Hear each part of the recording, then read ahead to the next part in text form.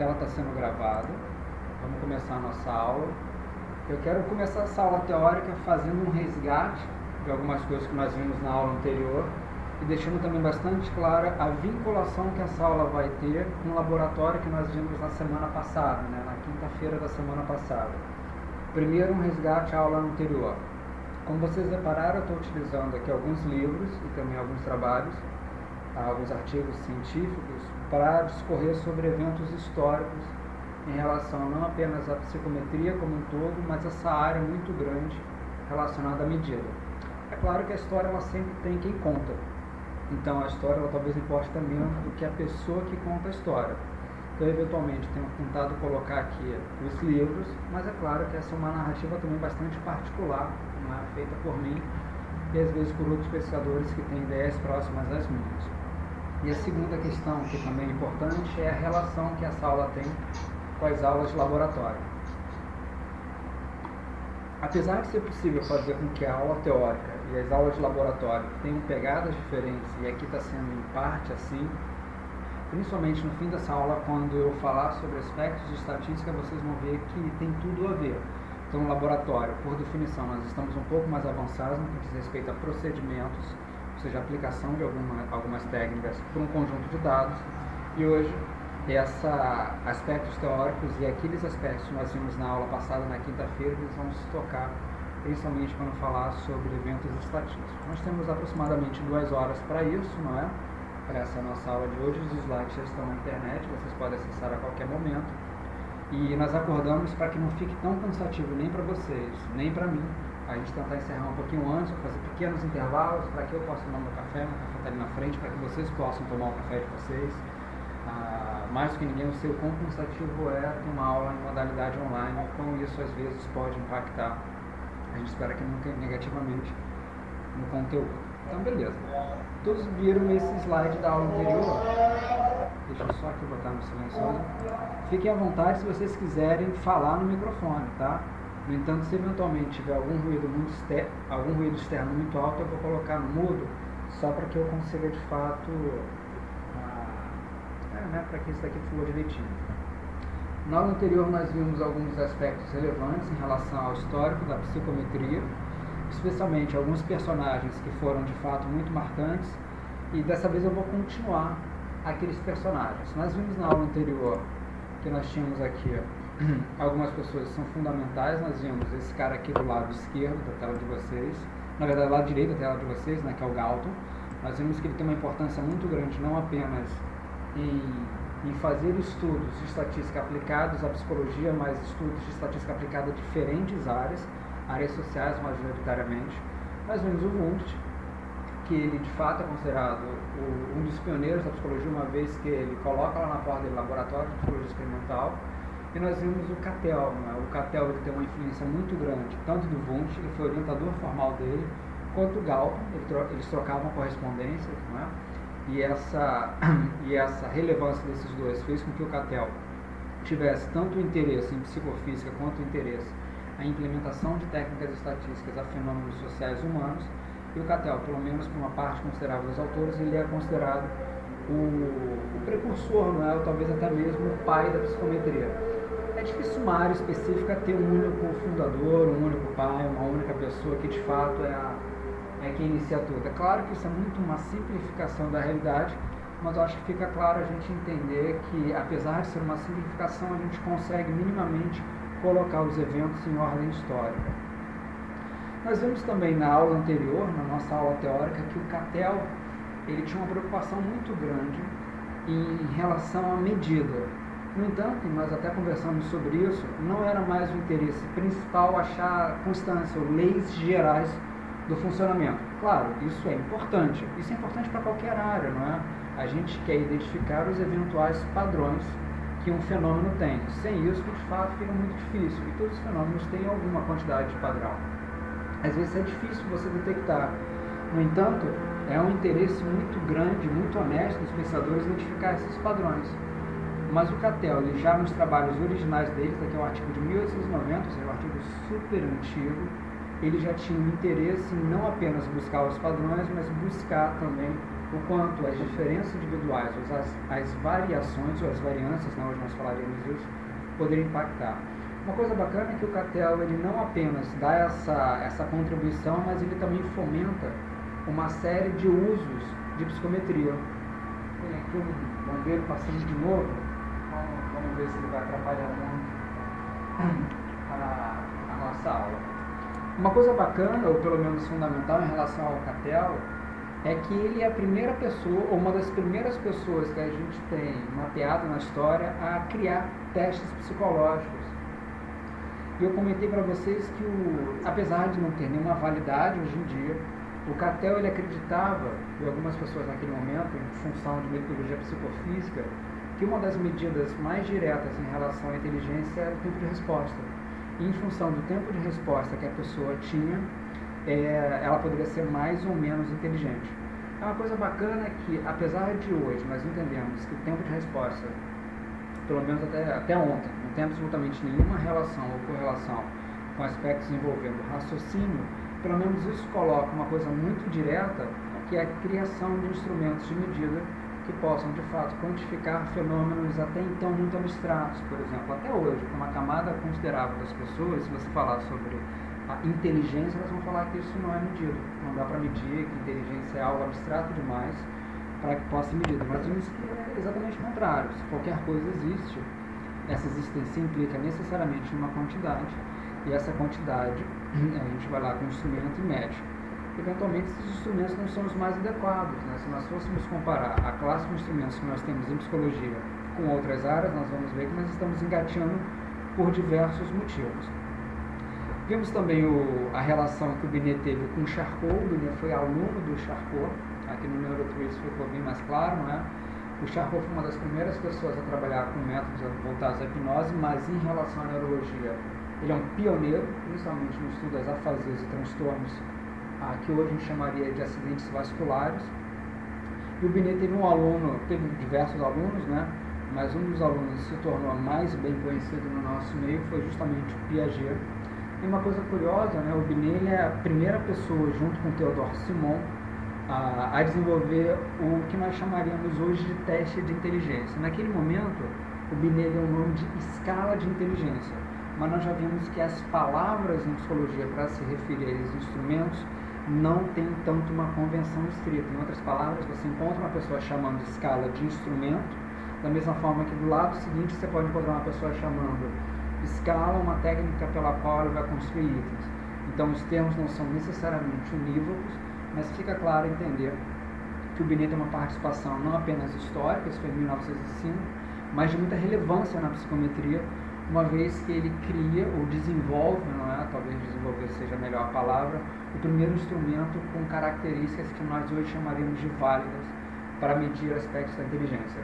Uma coisa curiosa, nós vamos ver no nosso laboratório, em algum momento eu vou falar sobre teoria de resposta ao item, e tem alguns autores que já começam a reconhecer que a modelagem matemática do processo principalmente de análise dos itens do instrumento, quando a gente chama de teoria de resposta ao item, tem uma conotação específica, parece que não começou em 1950 não, parece que já começa com os estudos de Binet.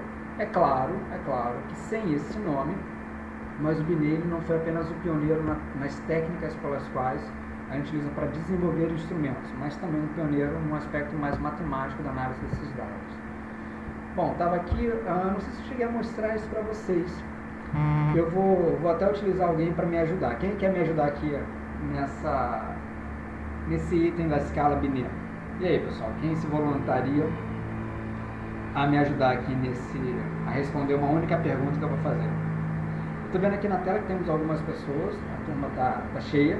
Quem sabe é Pilar. A Pilar está bem aqui na minha frente, em relação ao nomezinho, não é? E aí, Pilar, você quer participar da aula? Se não quiser, não tem problema. Você se importa de... Ok. Beleza, Pilar. Consegue ver o slide, né? Sim. O Binet ele apresentava para as crianças essas faces, são 3 pares, são 6 faces, né? E pode parecer estranho, mas um dos itens dessa escala Binet-Simon era perguntar para a criança qual dessas 6 faces, ou desses 3 pares, né, de faces, era mais bonita. Tem uma resposta correta. Qual que você acha, Pilar, que é o rosto mais bonito aqui desses todos apresentados? Eu estou em dúvida entre... Assim, a minha primeira resposta seria a primeira moça, de cima para baixo. Essa daqui? Do lado... essa daí. Ou a terceira, nessa mesma linha. Essa daqui? Essa daqui. Eu estou entre essas duas. Alguém tem alguma outra resposta? E aí, alguém sugere algum outro par que possa trazer a imagem mais bonita? Hein, Luiz, pode repetir a pergunta? Posso, Nathalie? Um dos itens da escala Binet-Simon, que uma vez eu até baixei totalmente para dar uma aula, era justamente apresentar para as crianças esses 3 pares, está vendo? Par 1, aqui em cima, ó, até o númerozinho aqui 1. Par 2, aqui nesse centro, e par 3, aqui embaixo. E pedir para a criança que ela selecionasse aquele par que tinha a face mais bonita. Qual que você acha que é, Nathalie?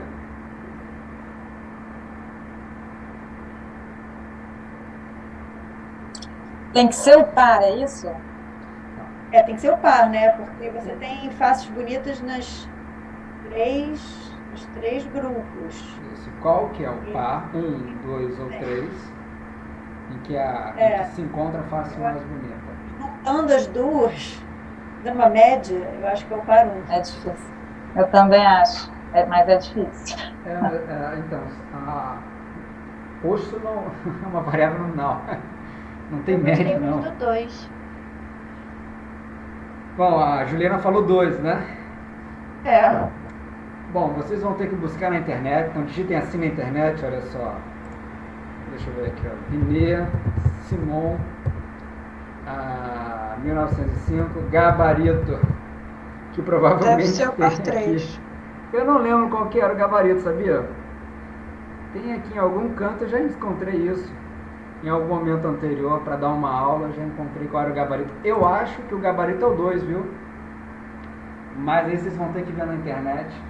E fica uma coisa interessante, porque hoje, sem sombra de dúvidas, esse tipo de item não iria, eu acho que figurar em absolutamente nenhum exame psicológico, mas especialmente num relacionado à inteligência, sem sombra de dúvidas, isso não está. Eu acho que todos vocês concordam que isso seria inclusive inválido e plenamente antiético e criticável. Mas isso em 1905 tinha algum tipo de aspecto envolvido para que se medisse inteligência. Claro que não era só esse item, mas esse é um item curioso, porque coloca bem uma condição muito direta, né, um aspecto da inteligência ou do raciocínio ser muito voltado a, por exemplo, faces, aquilo que a criança achava bonito ou feio, e por aí vai. O Binet tem sua participação em 2005, ou seja, 100 anos depois do Binet ter desenvolvido a primeira escala, o teste de inteligência, se comemorou os 100 anos desse desenvolvimento.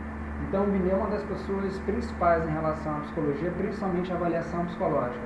Algo que também fica bastante claro quando eu apresento um teste de inteligência é que a psicometria ela tem uma relação muito clara com aspectos da sociedade.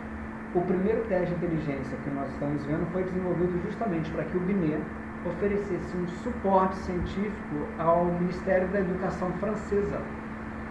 Então, justamente, o Ministério francês de Educação, o Ministério da Educação lá da França, tinha como objetivo verificar se aquelas crianças que eram matriculadas nas escolas apresentavam dificuldades ou não, atrasos ou não, e para tanto era necessário um instrumento psicológico que pudesse ser capaz disso, e o Binet foi convocado junto com o Simon para criar esse primeiro teste. Esse teste ele não tinha bem uma utilidade tão pragmática naquele primeiro momento, e aos pouquinhos esse teste foi criando um valor um pouco maior. E provavelmente hoje vocês já ouviram falar, um termo amplamente incorreto, mas certamente vocês já ouviram falar de teste de QI. Alguém aqui já ouviu falar desse termo? Teste de QI, essa expressão? Muito utilizado, né, por aí para se referir justamente a teste de inteligência.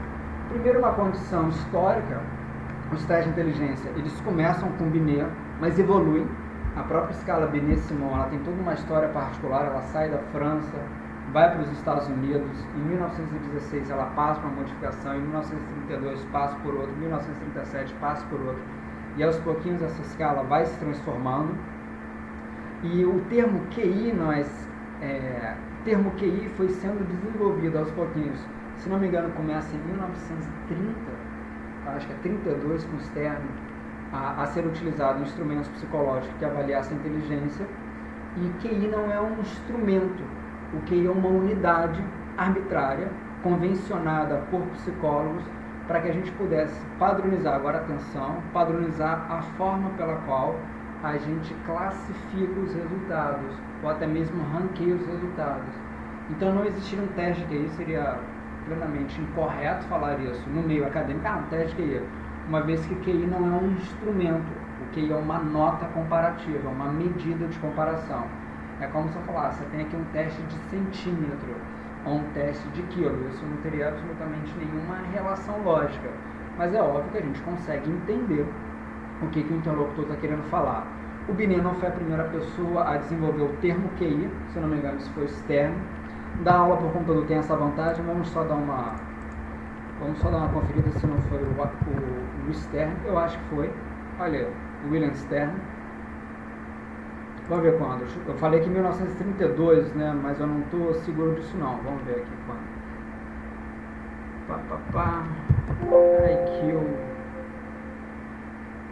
Aqui provavelmente fala em algum canto quando isso ocorreu. Deixa eu botar aqui 1932. Ó, não foi 32. Mesmo porque ele morreu em 38, né? Aqui, ó. Então provavelmente foi bem antes disso. Mas o William Stern foi justamente a pessoa que começou a falar sobre medidas que hoje nós chamamos de QI, não é? Que nada mais é do que uma unidade arbitrária de comparação. Uma coisa importante é que isso tudo tem origem no Binet e hoje ainda continua sendo utilizado. Testes de inteligência são extremamente utilizados, não apenas no meio acadêmico como um todo, educacional, mas também no meio empresarial, para seleção de pessoas, por exemplo. Então, instrumentos que visam acessar fenômenos como inteligência começam com o Binet, mas não param em Binet, né?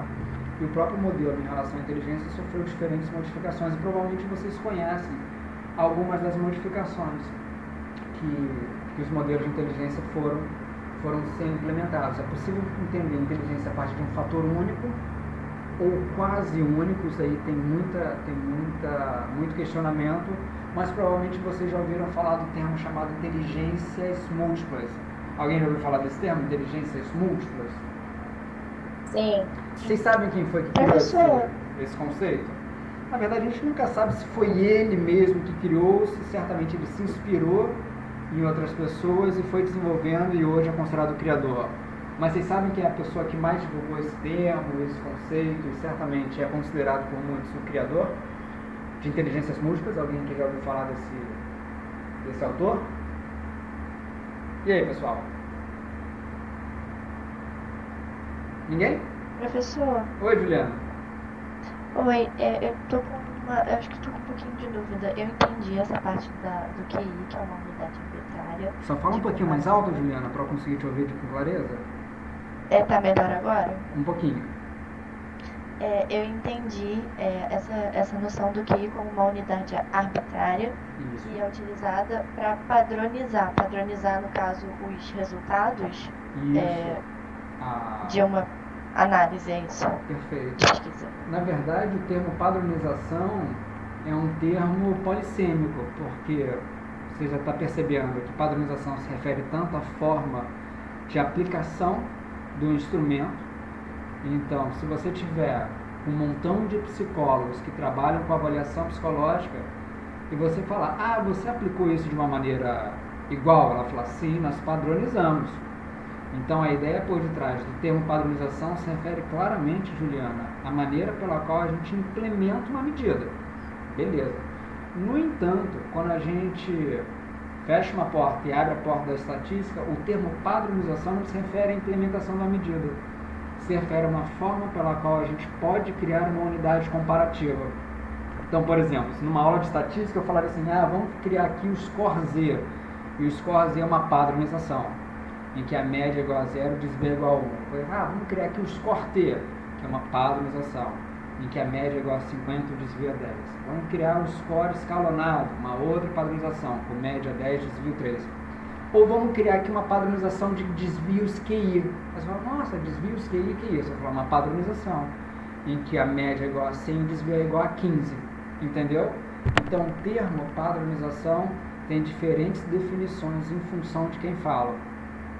E em avaliação psicológica, quando a gente fala padronização, quase sempre se refere ao formato unívoco, estandarizado, não é?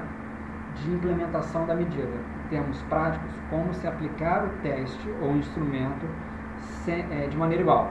Enquanto em estatística, acaba que padronização se refere a uma capacidade de uma função aos dados. E por sua vez, para o negócio ainda ficar mais complicado ainda, eventualmente, quando a gente trabalha em avaliação psicológica, o termo normatização é que vai ser utilizado para fazer essas transformações nos dados de maneira a preservar as unidades de comparação. Complicado, né? São muitos termos, às vezes iguais, para se referirem a situações e fenômenos diferentes. Consegui te responder, Juliana? Obrigada, professor. Beleza. Eu havia feito uma pergunta para vocês. Qual que era? Alguém lembra qual que era? Sobre a pessoa que talvez elaborou a inteligência múltipla. Beleza, Rodrigo. Você já ouviu falar desse termo, né? Inteligências Já. múltiplas. É um termo super utilizado na academia do mundo inteiro. Não só na brasileira, americana, francesa. Você encontra isso aí com muita facilidade. E foi um psicólogo cognitivista chamado Howard Gardner. Isso, é porque eu tenho uma formação antes, eu também tenho uma formação na educação. E a gente tem uma matéria chamada psicomotricidade. Eu fiz educação física também. Ah, bacana. E aí o Gardner é muito falado mesmo. Pois é, o Gardner é um cara muito falado. Não apenas em psicologia, na educação física, pedagogia, pessoas que trabalham principalmente com educação infantil. A ideia por detrás de inteligências múltiplas é uma ideia muito difundida. Mas tem outro tipo. Vamos ver se vocês sabem. Então você já mandou bem, já garantiu seu 1000 pontos. Tem um outro tipo que as pessoas costumam falar com muita frequência, que é a inteligência emocional. Alguém já ouviu falar desse termo? Sim. Quem foi que falou? Foi a Natalia? Também. E aí, Natalia? Você sabe quem desenvolveu esse termo? Claro que a gente tem a plena certeza que talvez não tenha sido o criador, mas pela divulgação que fez, acaba por receber esse mérito, né? Inteligência emocional. Quem será que criou esse termo?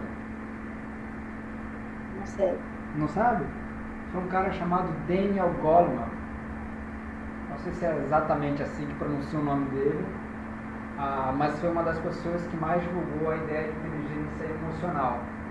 Da mesma maneira que a gente tem um outro tipo de inteligência chamado inteligência relacional, que foi o Seligman, o cara da psicologia positiva, e não só dessa, né, que começou a desenvolver. E eu vou fazer uma terceira pergunta para vocês. A inteligência do tipo fator G. E aí, fator G, já ouviram falar desse termo? Se vocês não responderam, eu vou achar que eu estou conversando aqui com robôs. Não, nunca ouvi falar do termo.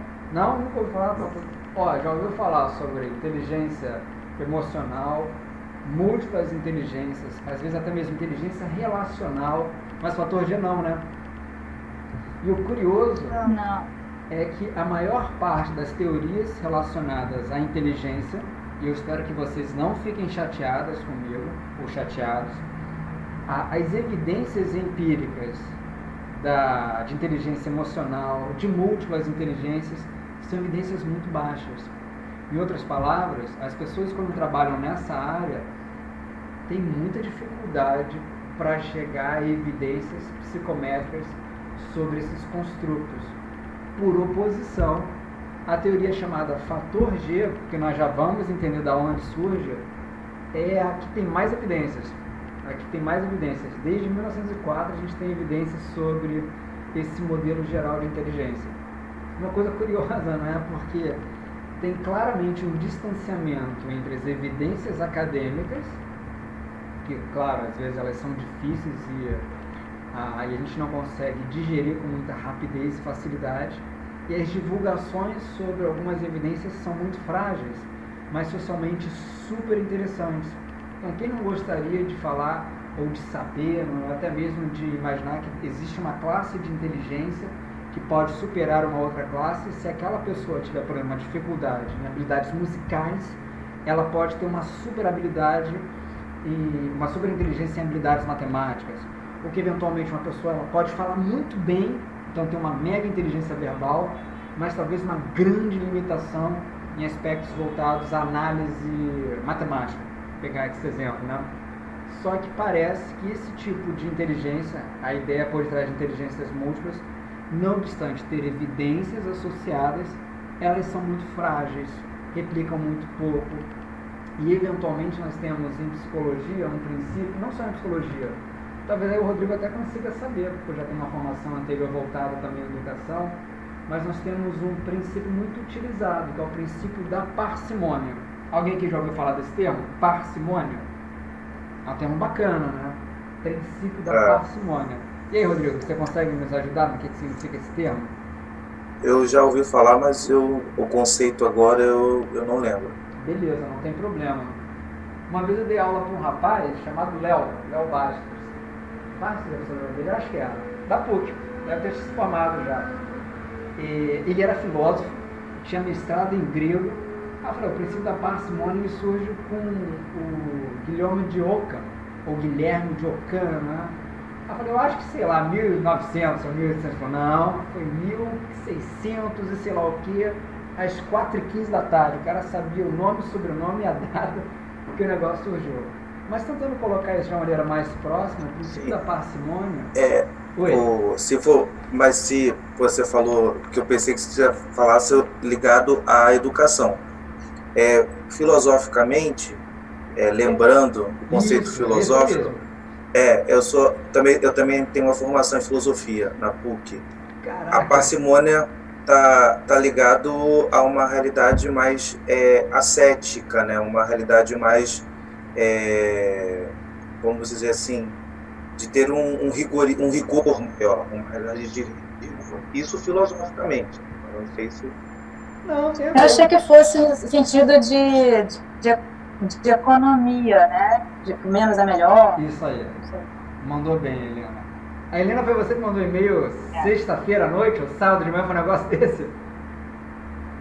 Sei lá, não me lembro mais, eu tô perdida no tempo. Mas foi um negócio desse, né? Prezado professor. Foi alguma coisa. Aqui o e-mail. Então, a ideia por detrás de parcimônia, utilizado agora no meio mais relacionado à psicometria, análise de dados, né? E disciplinas que fazem uso desse tipo de conhecimento, é uma ideia muito voltada à tomada de decisão. Na existência de múltiplas possibilidades para uma tomada de decisão, quase sempre a mais simples é a que vence. Em outras palavras, se você tem 3 modelos diferentes que falam sobre a mesma coisa, o modelo mais simples é um modelo que se sai melhor, é um modelo de primeira escolha. Tentando colocar isso em uma analogia, né? Se você tiver que desenhar aqui um elefante, você pode fazer assim, ó, é a brincadeira que a gente costuma fazer. Vou desenhar aqui um modelo para botar um elefante de pé, ó. 1, 2, 3, 4. A pessoa fala, pô, mas que modelo simples, por que você não construir um modelo melhor? Tudo bem, vou construir um modelo melhor. Aqui é o quinto, ó, que aqui tem as 4 patas do elefante, aqui tem a tromba. Alguém fala, pô, isso é demais, né, meu amigo? Se você puder ter um modelo o quão mais simples para apresentar um determinado fenômeno, melhor. Então, é uma ideia, como a Helena falou, de economia. Agora, é claro que eu não sei se essa mesma ideia de economia é a ideia que está por detrás do conceito originalmente descrito na filosofia. Mas a nossa área, se eu tenho 4 modelos para falar sobre inteligência, tem lá um modelo que fala que a inteligência ela tem um fator único, vamos imaginar que fosse assim. Inteligência tem 4, 7, 19 fatores por detrás, automaticamente um pensador vai falar, meu, Você está criando um modelo aí muito sofisticado para algo que você pode rapidamente simplificar. E a curiosidade, né, que não obstante as teorias da inteligência, ou colocando aqui num termo mais geral, os modelos associados à inteligência, serem enormes e haverem diferentes modelos, o modelo que tem mais evidência e suporte empírico é o modelo do fator D, que é esse daqui, que foi criado pelo Charles Spearman. O Spearman é uma pessoa fabulosa. Ele, em 1904, vocês já viram aqui a foto do Charles Spearman? Deixa eu fazer aqui meu levantamento em relação a relação imagem-nome. Alguém aqui já ouviu falar pelo menos no Charles Spearman? E aí, pessoal?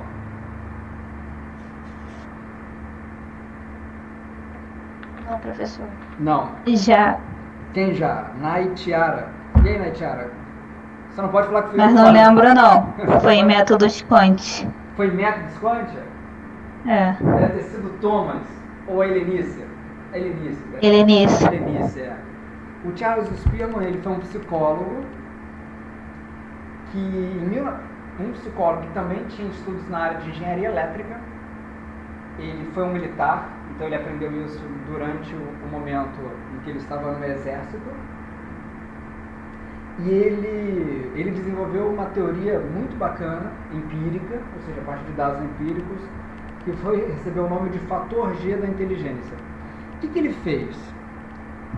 Ele pegou o boletim de diferentes crianças, estão vendo que isso daqui é um boletim? Aí, ó. E ele viu que havia uma relação entre os resultados que essas crianças tinham em diferentes áreas diferentes. Opa, claro, diferentes áreas diferentes não existem, em diferentes áreas. Então ele viu que, por exemplo, aquelas crianças que tinham boas notas, vamos imaginar em geografia, meio que também tinham boas notas em história. E aquelas crianças que tinham boas notas em inglês, meio que também tinham boas notas em matemática. E ele viu que parecia que tinha por detrás dessas notas alguma coisa explicando a variabilidade dos resultados. Vocês querem ver o artigo? Eu tenho aqui no meu computador, ó. Spearman, 1904. Opa, aí ó. Pera lá. Spearman, pronto, achei. Pô, tem tanta coisa que eu só não achei o dele de 1904, olha aí, ó. Botei aqui e não salvei. Mas acredita em mim, believe me. E ele viu o que acontecia. Essas crianças todas, elas tinham seus resultados analisados, e esses resultados meio que sugeriam que havia uma correlação entre esses resultados, uma associação entre essas duas medidas, e certamente essa associação entre essas duas medidas explicava um pouco da variabilidade dos resultados. Ele deu um nome a isso de fator G. É um fator geral que estava explicando a variabilidade dos resultados. Evidentemente, aí foi chamado de teoria dual, né? Havia questões específicas, mas por detrás da modelagem matemática, o Spearman viu que havia um fator latente, uma variável não observada diretamente nos dados, que estava explicando a variabilidade do processo de resposta. E uma coisa bacana... Professor, você pode explicar, por favor, esse conceito de fator latente, porque nem lendo o texto eu entendi direito. Posso, claro. Nós temos o interesse, foi a Helena que falou, não foi? Foi. Nós temos o interesse, Helena, não apenas em psicologia, mas em diferentes áreas empíricas, em lidar e trabalhar com variáveis, concorda? Essas variáveis, elas podem ser das mais sortidas possíveis, desde que elas apresentem valores que sejam funções de espaços de probabilidade. Então, uma variável, por definição, uma função que liga números reais a uma probabilidade. Concorda até aí, Helena? Sim. Beleza, estou aqui num espaço, esse espaço tem uma área, eu tenho uma altura, aqui tem um diâmetro, eu tenho um peso. Concorda que tem uma série de variáveis na minha casa, na sua casa, no mundo? Nossa, uma série de variáveis. Uma forma pela qual a gente consegue também classificar as variáveis é em relação à nossa capacidade de acesso direto a elas. Certamente existem variáveis que eu tenho acesso direto a elas. Por exemplo, peso, altura, massa, diâmetro. essas variáveis elas recebem o nome de variáveis observadas ou observáveis. Beleza? E aí, Helena? Tá aí? Sim. Beleza. No entanto, também existem variáveis que eu não tenho acesso direto a elas. No entanto, elas existem. Eu vou ter acesso a elas a partir de outras coisas. Vou te dar um exemplo, que é um dos exemplos mais clássicos para a gente verificar isso. Quando a gente vai na casa das pessoas, em um determinado momento a gente pode ter na nossa base de dados assim, nível socioeconômico, com letrinhas, nível A, nível B, nível C, e às vezes até mesmo com valência, por exemplo, o cara é A+, o cara é B-, coisa assim. Esse nível socioeconômico é uma variável que ele não observou diretamente. Ele chegou a essa variável a partir da quantidade de televisões, se a pessoa tem micro-ondas, rádio, se tem carro ou se não tem carro, se a casa fica num bairro assim ou num bairro assado. O nível socioeconômico existe, é uma variável que ele não observou diretamente, é uma variável que é latente, ele não observou diretamente essa variável, mas ele chegou até essa variável a partir de outros indicadores. Você concorda, Helena? Sim. Nível socioeconômico está aí um exemplo claro de uma variável que é chamada de latente. Inteligência também existe. A gente sabe que inteligência existe. No entanto, a gente não consegue observar e tampouco medir inteligência diretamente. Uma vez que isso acontece, a gente chama de variável latente. Então, por exemplo, inteligência é uma variável latente. Atenção é uma variável latente. Memória é uma variável latente. Você fala, pô, Luiz, espera lá, eu consigo visualizar comportamentos que dizem respeito à memória. Eu falo, eu também. Da mesma forma que eu consigo visualizar e até mesmo medir o comportamento que diz respeito à atenção. Eu falo, eu também. Comportamentos que dizem respeito à inteligência. Eu falo, eu também. Só que a inteligência per si, atenção per si, memória per si, religiosidade per si, são variáveis latentes. São variáveis que certamente vão refletir uma classe de comportamentos. Mas eu não meço diretamente tal como eu meço a distância entre mim e a janela, ou entre mim aqui a tela do computador. Essas distâncias, elas são variáveis observadas. Eu posso rapidamente colocar uma régua aqui e medir. Agora, inteligência, memória, atenção, não.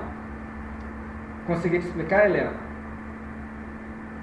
Sim, perfeitamente. Obrigada. O Spearman chegou e viu o seguinte, olha, eu estou vendo aqui o resultado, as notas que essas crianças obtiveram nesses exames do colégio.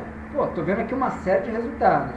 Resultado de inglês, resultado de francês, vamos imaginar, resultado de matemática, resultado de, sei lá, história. Estou vendo que tem uma série de resultados aqui, ó. E esses resultados, nós já vamos ver isso na nossa aula prática, na quinta-feira. Esses resultados, eles se correlacionam. No entanto, existe uma estrutura por detrás desses resultados que está explicando essa correlação. E ele deu um nome a essa estrutura de fator G. Entenderam, pessoal? Não está nos dados. Mas esse fator G está explicando a variabilidade correlacional desses resultados. Bacana, né? Bacana. Isso em 1904. E o Spearman, não sei se foi ele que falou essa frase, mas certamente pela ideia por detrás do fator G da inteligência, nós temos, claro, que meio que bright people are bright in all areas, ou seja, pessoas inteligentes ou iluminadas ou pessoas geniais são geniais em todas as áreas. Seria muito pouco provável que nós tivéssemos uma pessoa com uma dificuldade numa área e todo o restante uma pessoa super alinhada, ok.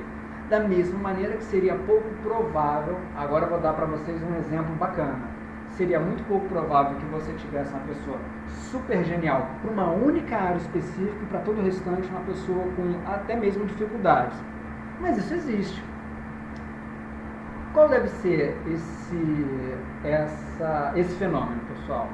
Alguém consegue visualizar uma pessoa que seja um gênio para uma área muito específica, muito particular, muito sui generis talvez, e para isso ela se destaca, e para as outras áreas isso não acontece, e que isso não seja realidade, ou seja, que isso não seja a verídico. Alguém consegue imaginar uma situação em que isso aconteça? Pessoas com autismo? Pessoas portadoras de transtorno do espectro autista. Claro, todas? Óbvio que não. A maioria não se sabe. Mas você consegue encontrar esse fenômeno presente em algumas disfunções chamadas de psicopatologias. E no caso específico do transtorno do espectro autista, né, relacionado ao desenvolvimento infantil. E claro, crônicas, perdura na vida.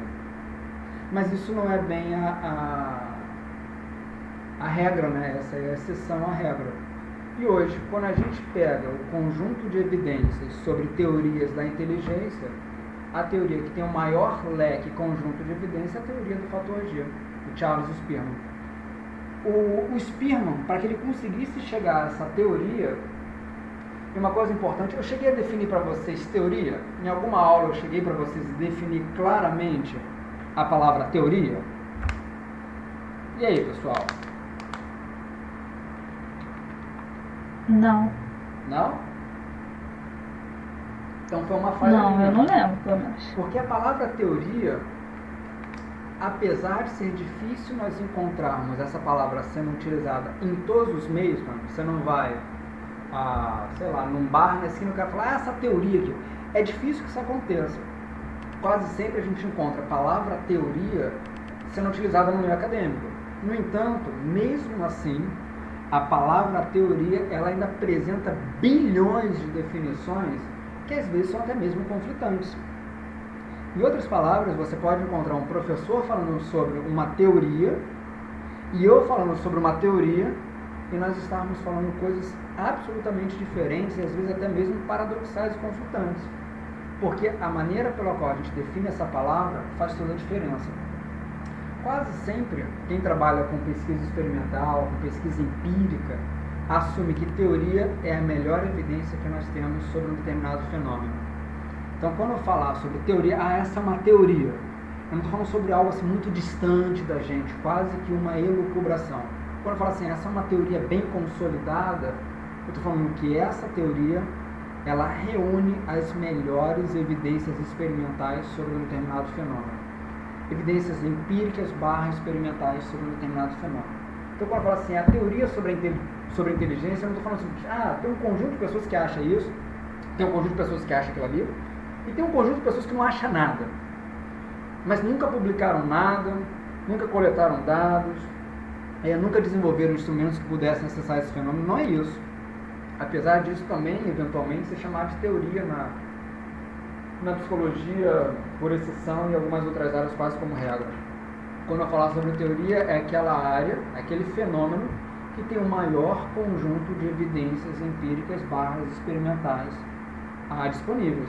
Então, quando eu falar sobre as teorias da inteligência, o que eu estou falando é que a teoria que tem o maior conjunto de evidências experimentais e empíricas é a teoria do fator G. E é super replicável. É uma coisa curiosa, né? É super replicável. Claro, óbvio, como ciência cumulativa, que isso começou em 1904, mas isso foi avançando. E esse avanço é o que permite que a gente entenda hoje que talvez a ideia do fator G ela tenha que ser anexada a fatores que são chamados de hierárquicos, que nós vamos aprender isso nas nossas aulas de laboratório. No entanto, aí tem uma curiosidade muito bacana. O Spearman, ele conseguiu criar uma técnica que foi meio que revolucionária. Em 1904, quando o Spearman descobre que essas medidas elas apresentam uma correlação entre elas e tem um traço, uma variável latente, explicando essa relação entre essas variáveis observadas, nota em matemática, nota em inglês. Ele faz isso a partir de uma análise estatística que recebe um nome, chamado de análise fatorial. Então, a análise fatorial ela surge em 1904 como um empreendimento do Charles Spearman, justamente para analisar dados acadêmicos. Pergunta importante. Talvez vocês nunca tivessem ouvido falar sobre Charles Spearman, não tem problema. Mas o termo análise fatorial é um termo que vocês já escutaram em algum momento da vida de vocês? Sim. Provavelmente com a própria Lenice, quando ela deu aula sobre métodos quantitativos. Em alguma aula que eu posso ter falado isso para vocês. Pessoas que trabalham com avaliação psicológica, a professora Juliane Borser, talvez ela em algum momento tenha falado sobre análise fatorial. Então, a análise fatorial, ela foi criada, ela foi desenvolvida, é uma técnica estatística que foi desenvolvida pelo Charles Spearman. E uma coisa tão importante que ela é utilizada em absolutamente todas as ciências empíricas quando a gente tem interesse em verificar variáveis latentes. Desde inteligência, por exemplo, até rotação de planetas, que a gente não observa diretamente. É revolucionário. E, inclusive, algumas análises multivariadas que foram desenvolvidas depois da análise fatorial, às vezes, em alguns livros, elas são classificadas como casos particulares de uma análise fatorial. A análise de componentes principal, por exemplo, em alguns livros, é tratada como um caso particular de uma análise fatorial. E, por sua vez, a análise fatorial ela é um caso especial de uma série de análises chamadas de multivariadas que nós vamos aprender agora no laboratório, na nossa quinta-feira. Não sei se nessa quinta-feira, mas já na próxima quinta-feira a gente já vai começar a ver isso de uma maneira mais clara.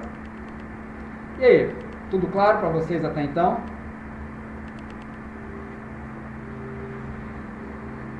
Pessoal? Beleza. Professor, é só porque o meu cachorro acabou pedindo para abrir a porta numa hora e eu perdi o conceito de parcimônia. Beleza. Poderia repetir rapidinho? Sem problema nenhum, mas você vai ter que apresentar as suas provas, hein, Daniel? Senão não repito. Cadê a Eu foto? posso pegar o cachorro. Cadê o cachorrinho pra gente ver? Sem provas a gente não acredita.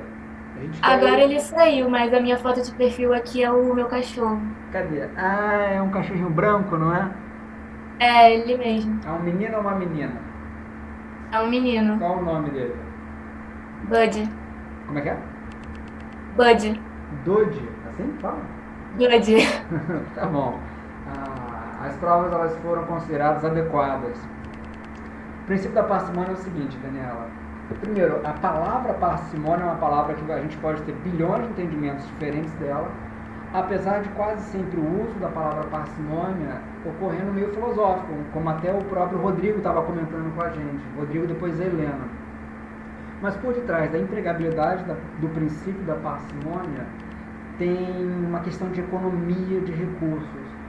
Então, quase sempre nós criamos modelos, nós já vamos entender com mais clareza o que significa modelos, mas quase sempre nós criamos modelos para expressar o relacionamento de variáveis.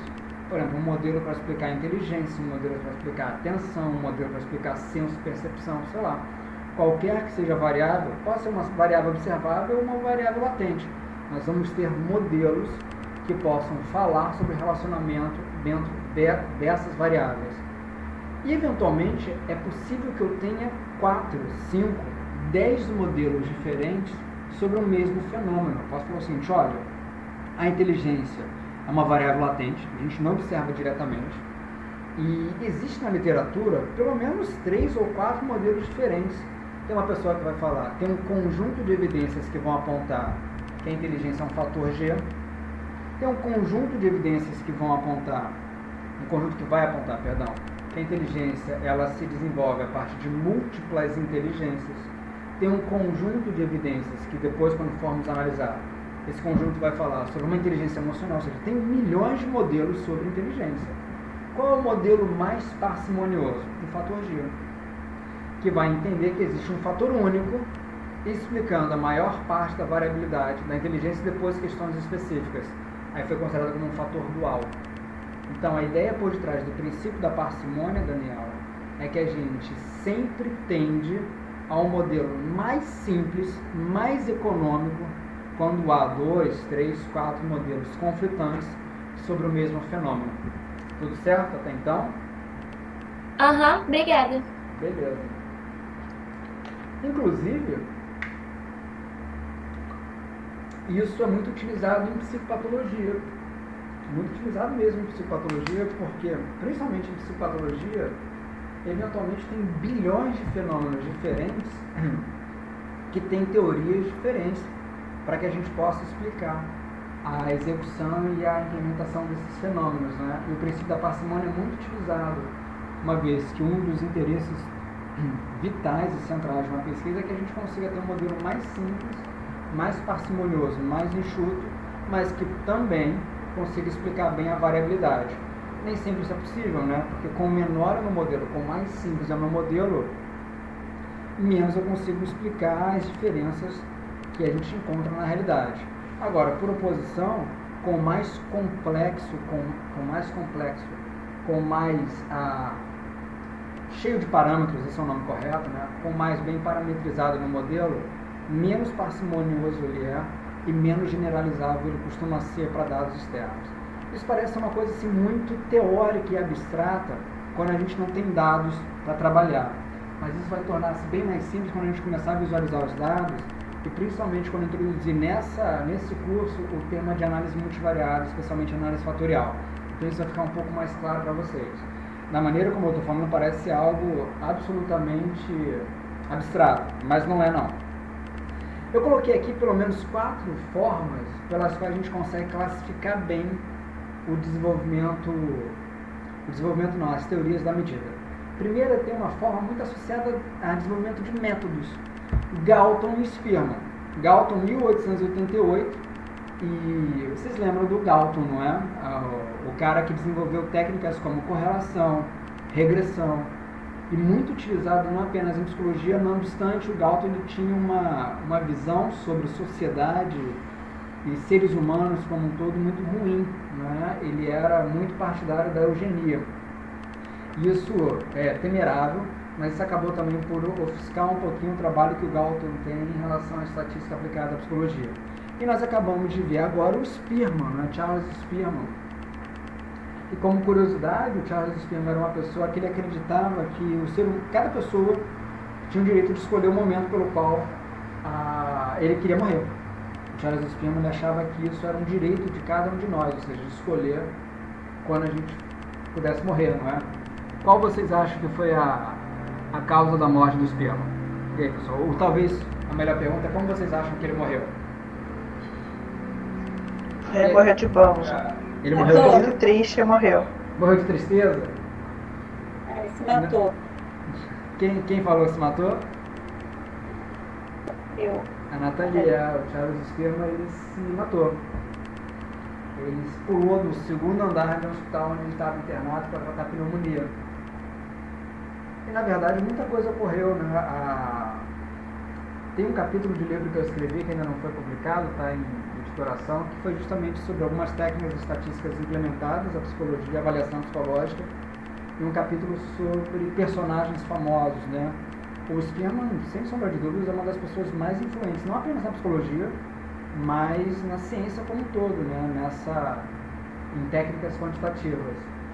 Ele é muito citado em diferentes obras, mas o Spearman passou por muita dor de cabeça. O que aconteceu? Vamos imaginar o que acontece com uma pessoa que nasce em 1904. Vocês conseguem imaginar um evento que acontece bem depois de 1904, pessoal? Na Primeira Guerra Mundial. Não, mas vocês estão esquecendo de um evento importante, que em 1905 é a escala Binet-Simon, né? Vocês poderiam falar, em 1905 o cara tinha 1 ano e ele foi introduzido aqui a escala Binet-Simon. Na verdade, Einstein, quando publica o energia igual massa vezes velocidade da luz ao quadrado, foi também em 1905, que é uma das equações que mudou o mundo, né? Uma das 10 equações que o pessoal comenta que revolucionou toda a ciência e o mundo como um todo. Mas aí, acertou. Acontece a Primeira Guerra Mundial. 10 anos depois do nascimento dele, o planeta todo, não todo, mas uma parte considerável do planeta, principalmente uma parte central, ali em conflito. E depois, o que acontece? E o que acontece depois? Você está falando dentro da academia ou de eventos gerais da humanidade? Eventos gerais da humanidade que tem uma influência direta, né? Teve a Grande Depressão. Depressão 29, se não me engano, não é? E depois? Isso. Segunda Guerra. O cara só passou por dor de cabeça, né? E um dos filhos dele morreu na guerra. E ele, como naturalmente, foi ficando cada vez mais abatido, né? E ele resolveu se matar. Já tinha mais idade quando resolveu se matar, mas essa idade, esse negócio de ter mais idade ou menos idade é super particular, né? Porque tem pessoas que têm 90 anos e não viveu. Da mesma forma que tem pessoas que têm 17, 18 anos e vivem pra caramba. No entanto, ele resolveu se matar, ele resolveu tirar a vida dele, pulando do segundo andar do hospital que ele estava internado para tratar uma pneumonia. Uma das pessoas que mais marcou a psicologia e também mais influente na ciência como um todo, a partir do momento que ele cria o conceito de análise fatorial como uma técnica estatística que permite que a gente explore variáveis latentes. Temos então essa vertente de desenvolvimento de métodos. Galton e Spearman, mas não apenas eles, são super importantes e super influentes. É também possível agrupar essa série de eventos históricos a partir do desenvolvimento de instrumentos específicos. Reparem só, o que é um instrumento? Alguém consegue me dar uma definição assim automática do que é instrumento? O que é instrumento? Alguém consegue assim rapidamente sintetizar o instrumento? Padrão de medida. Oi? Padrão de medida. Padrão de medida, beleza, não está incorreto e é uma forma pela qual a gente consegue definir, não é? Mas o instrumento, talvez um pouco distinto de método, claro, o instrumento ele tem que estar associado a um método, certo? É que nem 2 e 2 são 4, não são 22. Mas os instrumentos, eles oferecem ferramentas práticas. Então, uma ideia por trás do instrumento é uma ideia pela qual eu tenho uma ferramenta aplicada. Se eu quero medir uma temperatura, um termômetro. Se eu quero medir a luz, um luxímetro. Se eu quero medir a altura, um estadiômetro. É uma ferramenta que eu consigo ir rapidamente lá e utilizar. Então, a ideia por trás do instrumento é uma ideia muito implementada, muito direta, em que eu consigo, com esse instrumento, talvez resolver um problema mais específico da sociedade. Por exemplo, nós vimos aqui, Binet Simon. Qual foi o instrumento que Binet e Simon desenvolveram, pessoal? Ou qual foi o instrumento desenvolvido por essa dupla aí?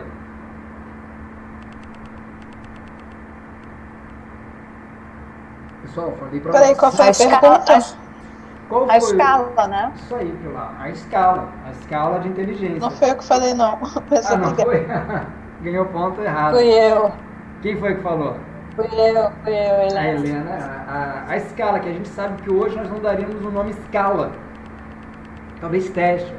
Mas o Binet e o Simon, o primeiro nome do Binet é Alfred Binet, e o primeiro nome do Simon é Theodore Simon. Então eles desenvolvem um instrumento de implementação imediata, não é?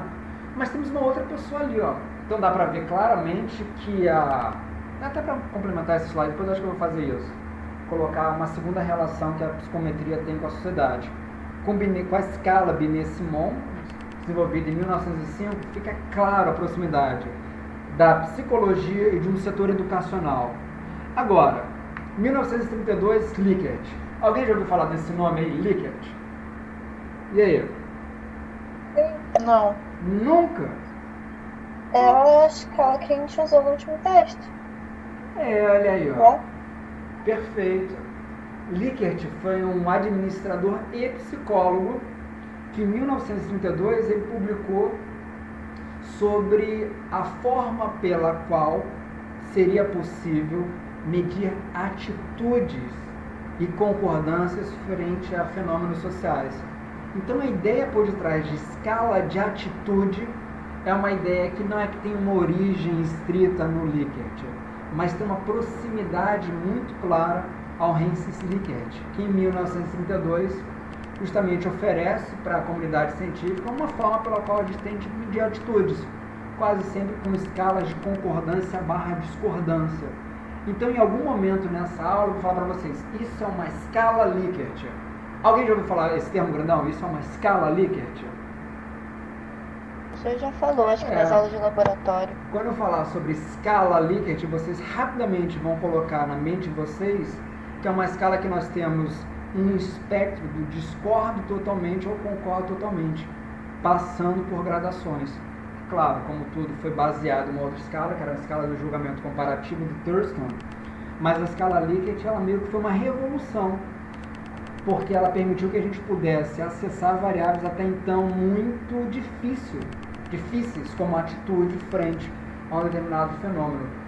E o próprio termo atitude é um termo que a gente tem que ter uma certa cautela, porque o termo atitude ele pode ser utilizado de uma maneira vulgar no dia a dia, e quase sempre significa muita coisa, da mesma forma que o termo atitude ele pode significar coisas muito específicas em psicologia social.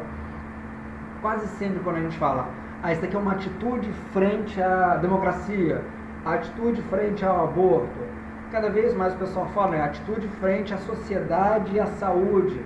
Ainda mais nesses momentos, né, as pessoas estão falando muito, quais são as atitudes que o governo tem frente à saúde. E assim sucessivamente, né, o termo atitude em relação à psicologia social quase sempre se quebra em 3 valências. Uma atitude relacionada à forma pela qual eu tenho uma opinião, uma crença e um valor.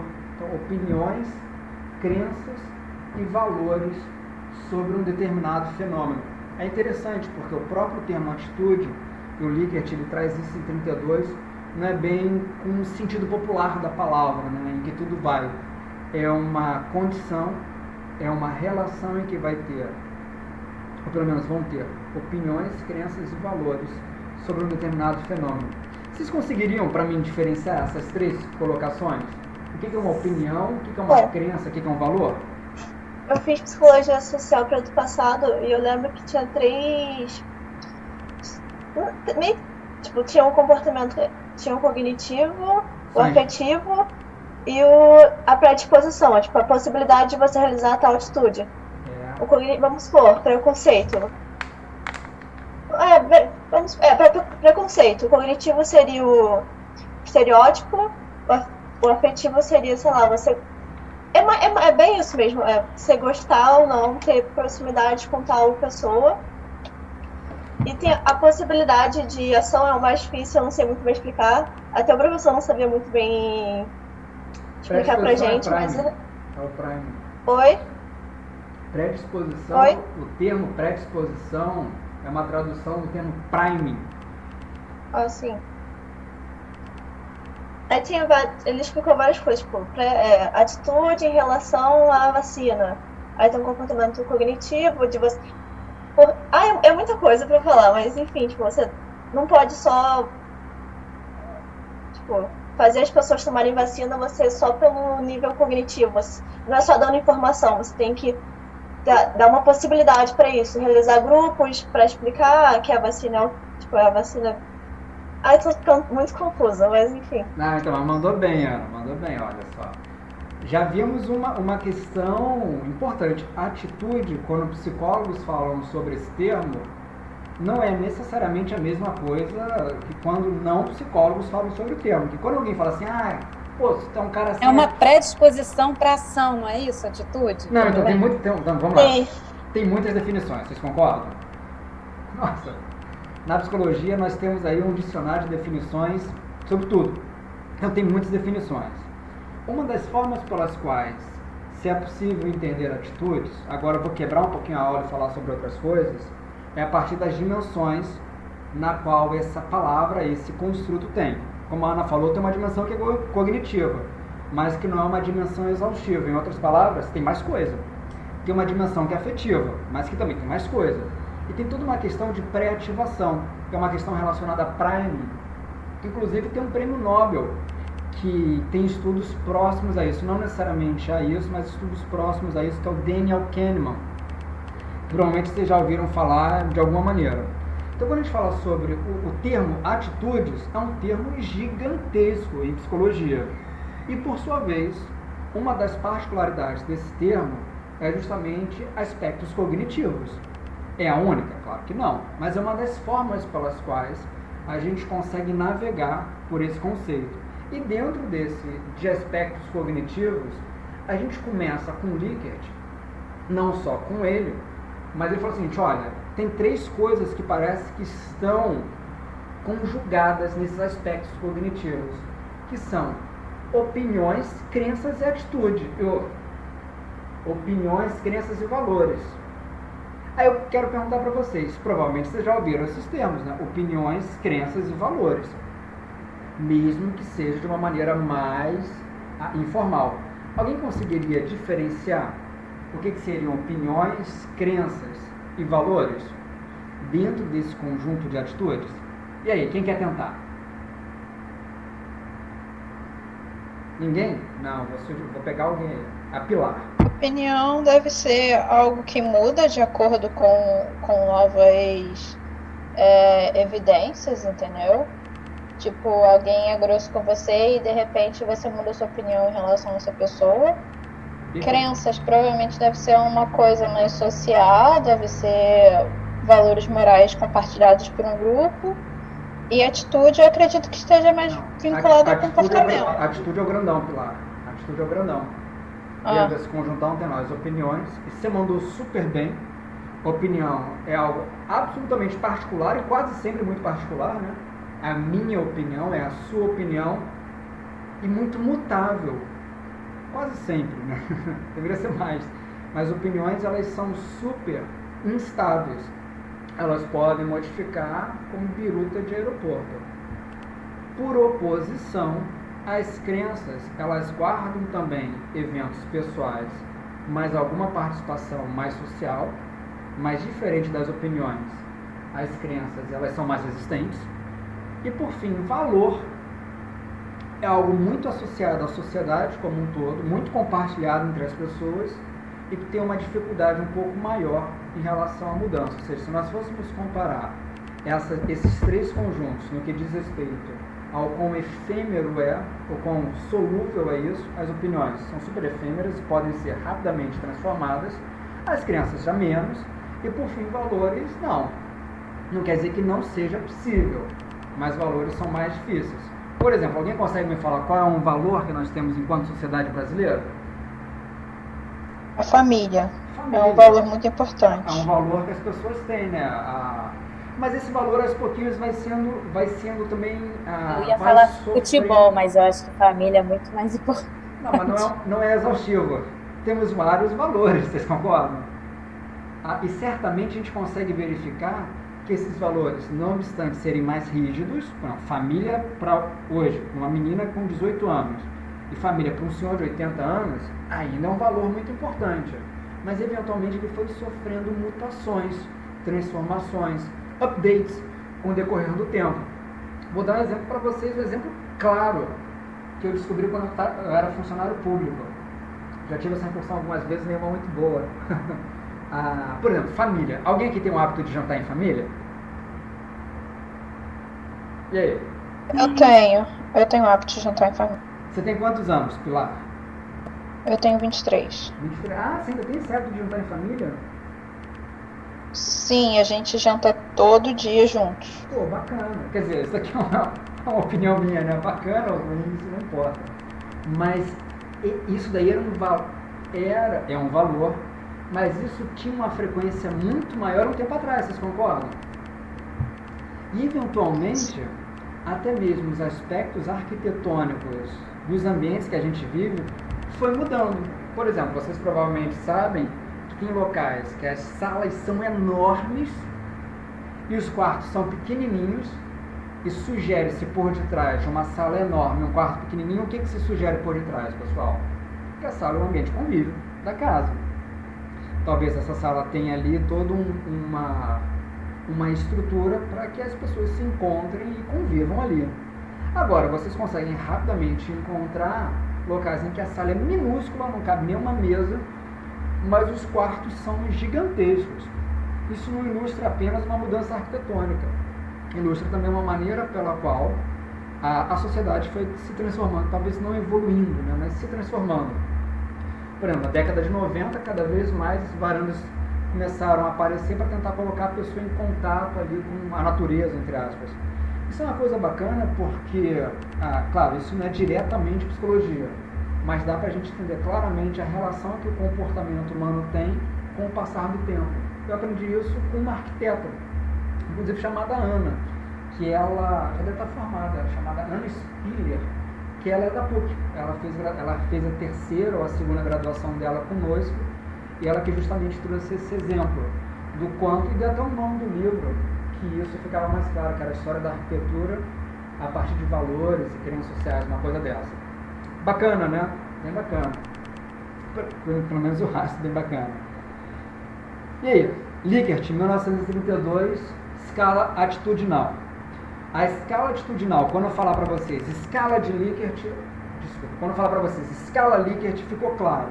Quase sempre eu estou me referindo a uma escala com pontos, em que você vai ter desde o discordo totalmente até o concordo totalmente. Então vamos fazer aqui uma escala Likert com a Pilar. Pilar, Tá me ouvindo, Pilar, direitinho? Sim, sim. A frase é: eu gosto de sorvete. Você pode marcar do discordo totalmente, discordo parcialmente, estou neutra, concordo parcialmente ou concordo totalmente. Então você tem 5 pontos, desde o discordo totalmente, DT, discordo parcialmente, DP, nem concordo nem discordo, neutro, concordo parcialmente e pronto. E concordo totalmente. Ficou horroroso, né? Aqui, vamos começar a colocar números, 1, discordo totalmente. 2, discordo parcialmente. 3, estou neutro. 4, concordo parcialmente. E 5, concordo totalmente. E aí, Pilar, a frase é: eu gosto de sorvete. Qual o valor que você marca? 2, discordo parcialmente. Discordo parcialmente. Agora faz uma pergunta para mim e eu vou responder. Vai lá. 3, 2, 1, valendo. Qualquer pergunta. Qualquer pergunta que seja uma pergunta legal, tranquila. Não vai fazer nenhuma pergunta feia para mim não, hein? Você concorda? Qual é a sua escala em eu gosto de chocolate amargo? Eu gosto de chocolate amargo. Estou neutro. Marco 3 nessa minha escala. Agora eu vou fazer uma pergunta para a Ana. Eu gosto de estatística. Qual valor que você marca nessa escala, Ana? Eu. 5, concordo totalmente. Estão entendendo como funciona a dinâmica por detrás de uma escala Likert? É uma escala de concordância / discordância. Quase sempre a gente vai utilizar escalas Likert para a gente verificar a atitude. Verdadeiro ou falso, Juliana? A atitude, ela tem apenas uma dimensão afetiva. E aí, Juliana, verdadeiro ou falso? Eu acho que é falso. Totalmente falso, né? A atitude é um construto grande em que nós temos uma série de dimensões por detrás, não apenas uma afetiva, mas também uma cognitiva. E, eventualmente, essas dimensões todas elas vão interagir. Claro para vocês? Uhum. O que significa esse neutro nessa escala? Pera lá, Nathalie, fala um pouquinho mais alto para eu te ouvir. O que significa esse neutro nessa escala? Qual é a utilidade dele? Assim?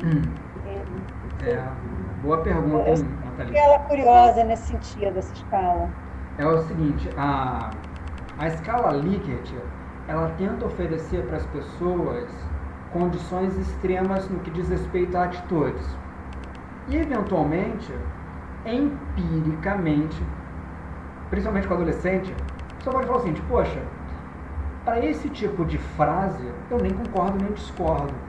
Isso não é negativamente associado ao objeto, tampouco positivamente. Por exemplo, religião é uma característica fundamental da sociedade. Aí você vai perguntar para uma pessoa e falar, olha, eu nem concordo nem discordo. Beleza. Você concorda comigo? Foi a Nathalie que perguntou, né? Sim, porque para mim, assim, a gente sempre... Aí você vai discordar totalmente, você vai discordar... Enfim, quando você não tem uma opinião sobre o assunto, o cara tá neutro. O cara fala, olha, eu nem concordo, nem discordo. Eventualmente eu tenho que ter um valor que possa colocar a pessoa meio que ao centro, em que esse valor não seja nem tão associado a aspectos sobre o objeto de forma positiva, quanto associado ao objeto de forma negativa. Vamos fazer isso? Vamos fazer isso. Eu vou colocar aqui o meu quadro negro. Olha, meu quadro. E eu quero medir o quanto vocês concordam ou discordam com aspectos associados à ciência psicológica. Entenderam qual é o meu objetivo aqui, pessoal? Então, vou criar uma escala chamada de Psychology as a Science Scale. Uma escala de psicologia enquanto ciência. Tudo bem? Pode ser? Ok. Nessa minha escala, com maior for o valor que vocês tiverem, mais vocês estão aderentes, mais vocês estão concordantes à ciência psicológica e todos aqueles cores, né, aqueles núcleos sobre ciência. Com menor o valor nessa escala, menos vocês têm essas concordâncias. Fez sentido para vocês? Tudo certo? Tudo certo, Nathalie? Sim. Eu vou colar aqui, que eu já fiz isso já tem um tempo, Deixa eu colar aqui de uma coisa que eu fiz já tem um tempo. Beleza, olha aí, ó. Ó, de olho aqui, ó. Meu primeiro item dessa minha escala, hein? Ó, meu primeiro item. Vou botar aqui, tá? O comportamento humano pode ser estudado por métodos e técnicas quantitativas. Esse é o primeiro item, beleza, pessoal? Entenderam? Fez sentido? Pessoal? Nathalie? Tá bem, ok. Ok? Vou fazer um segundo item, tudo bem? Ok. A individualidade, ou seja, a essência das pessoas jamais poderá ser compreendida. E aí, pessoal? Segundo item? Fazendo sentido para vocês? Aham. Terceiro item, hein? Comportamentos podem ser reforçados e isso pode aumentar a probabilidade de uma resposta frente a, nunca sei se tem crase, um estímulo específico. E aí, moçada? Entendemos também? Uhum. Agora, alguém me dá um exemplo aí de um item sobre esse item, a gente está medindo as atitudes que a pessoa tem frente à ciência psicológica. Alguém consegue me dar um exemplo? Vamos lá, pessoal. Valendo. 5 segundos, 4 segundos, 3 segundos, 2 segundos. Eu vou jogar uma bomba em vocês. Não entendi, por exemplo. Não entendi o que é pra fazer. Um item que possa, a partir das atitudes que as pessoas expressarem sobre esse item, acessar o quanto a pessoa concorda / discorda que a ciência psicológica, com a ciência psicológica. Poderia ser uma coisa do tipo, eu fico muito tranquilo quando leio sobre métodos quantitativos. Mas aí talvez não seja excelente item. Foi a Pilar que falou? Esse não seria o primeiro? O primeiro item é esse, o comportamento humano pode ser estudado. Quando a gente fala assim, eu fico muito tranquilo quando estudo métodos quantitativos, eventualmente está acessando muito mais a uma percepção da pessoa em relação a eventuais traumas, fobias, dificuldades sobre técnicas quantitativas e matemática do que de fato alguma coisa em relação à própria psicologia. É porque tipo, você falou sobre questão de atitude, aí eu achei que fosse tipo uma atitude que a pessoa tem quando ela se depara com esse tipo de conhecimento. Aí a gente está medindo um outro fenômeno, concorda? Que é um fenômeno importante, mas é um outro fenômeno. Sim.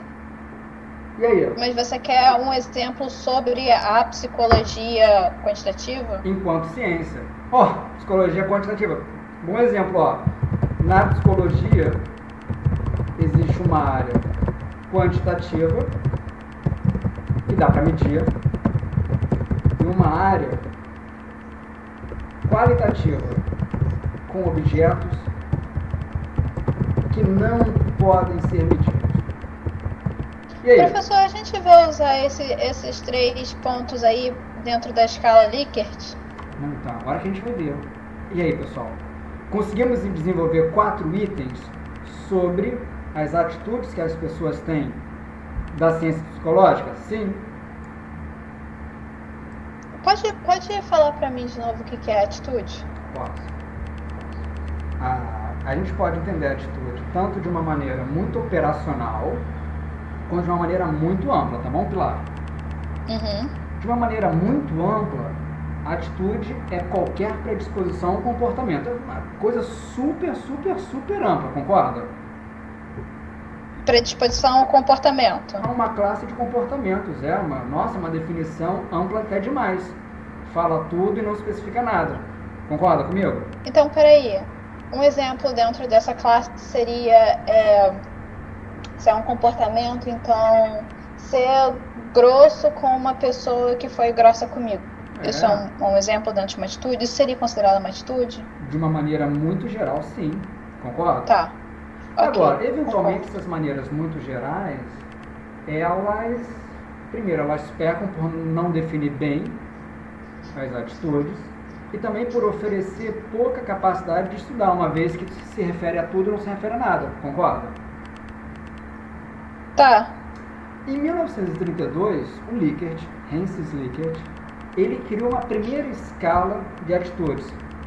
Ele definiu, a esse momento, uma forma pela qual... Professor, o seu... O áudio, falhou.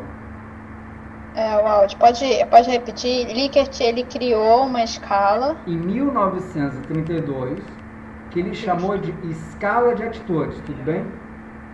Uhum. E ele falou o seguinte, olha, a atitude dá para ser medida a partir de quanto e como as pessoas concordam com certos comportamentos frente a um objeto específico. Uhum. Começou a afunilar, concorda? Nesse sentido... Um objeto específico. Qual? Então ele Não faz sei. várias perguntas e essas perguntas se tornam os objetos? Essas perguntas, elas devem acessar um objeto, mas nós já vamos ver isso, beleza? Mas ó, as pessoas se comportam frente a um objeto específico, tudo bem? Tá. E ele deu um passo além, ele falou assim, podendo tanto concordar quanto discordar de possíveis afirmações sobre esse objeto. Tá fazendo sentido para ti? Sim, aí nesse caso, no nosso caso, o exemplo que você fez, o nosso objeto é a psicologia. Enquanto ciência. Tá, enquanto ciência. Isso aqui. Aí nós criamos aqui itens que podem falar sobre esse objeto. Tá. Que já não tem mais nada a ver a ciência. Eu colocar assim, a física trabalha com números. Esse item tem a ver com ciência psicológica? Não. Pô, nada a ver, não é?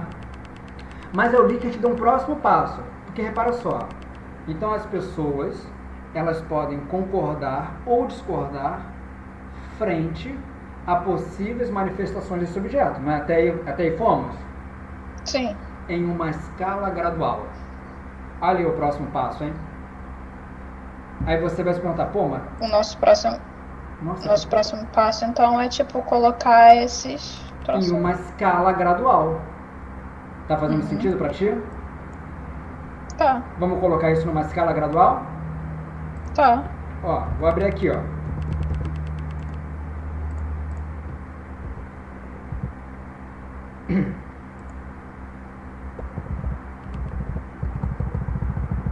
Nessa escala gradual, a pessoa pode marcar